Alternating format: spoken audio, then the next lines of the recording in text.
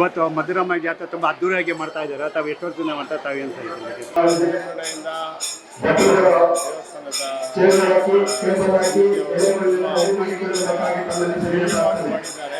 ಇದನ್ನು ನೋಡೋಕ್ಕೆ ಸಾವಿರಾರು ಜನ ಇಲ್ಲಿ ಕೂಡಿದ್ದಾರೆ.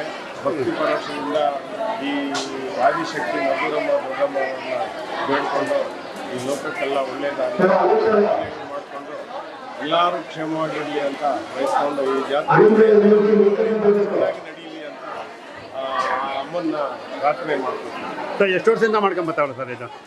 ನನಗೆ ಅಷ್ಟು ಅದ್ರ ಬಗ್ಗೆ ತಿಳುವಳಿಕೆ ಇಲ್ಲ, ಆದರೆ ನನಗೆ ತಿಳಿದಂಗೆ ಒಂದು 60-80 ವರ್ಷದಿಂದ ಇರ್ಬೋದು ಅನ್ನಿಸ್ತದೆ. ಸುಮಾರು ಇವತ್ತು ಜಾತ್ರೆ ದಿನ ಭಕ್ತಾದಿಗಳು ಎಷ್ಟು ಜನ ಬಂದವರು ಸರ್? ನನಗೆ ತಿಳಿದಂಗೆ ಒಂದು 10,000 ಜನ ಹತ್ರ ಇರ್ಬೋದು ಅನ್ನಿಸ್ತದೆ. ಇಲ್ಲೇ ಶ್ರೀನಿವಾಸ ನಗರದವರು. ತಮ್ಮ ಹೆಸರು ಸರ್? ಶ್ರೀಧರ್ ನಾನು ಚಿಕ್ಕ ಮಗುವಿಂದ ಹುಟ್ಟಿದ್ದೆಲ್ಲ ಇಲ್ಲೇನೆ. ಅವಾಗಿಂದ ನೋಡ್ಕೊಂಡು ಬರ್ತಾ ಇದ್ದೀನಿ.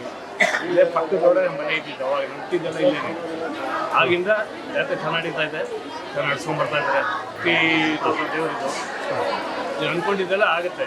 ಭಕ್ತಿಯಿಂದ ಕೈ ಮುಗಿಬೇಕಷ್ಟೇ ನೀವು. ಓಕೆ, ತಮ್ಮ ಹೆಸರು ಸರ್? ಮಹೇಶ್ ಕುಮಾರ್ ಬಾಬು.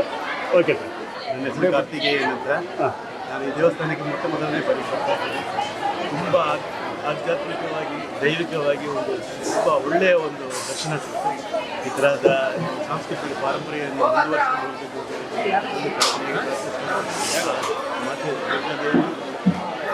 ಅಮ್ಮನವರು ಎಲ್ಲರಿಗೂ ಸನ್ಮಂಗಳನ್ನು ಉಂಟು ಮಾಡಿ ಕಾಪಾಡಬೇಕು. ಈ ದೇವಸ್ಥಾನದಲ್ಲಿ ರಮೇಶ್ ಅಣ್ಣ ಅಧ್ಯಕ್ಷರಾಗಿ ನಿಂತವ್ರೆ, ಅವ್ರ ಬಗ್ಗೆ ತಾವು ಏನಂತೀರಾ ಸರ್?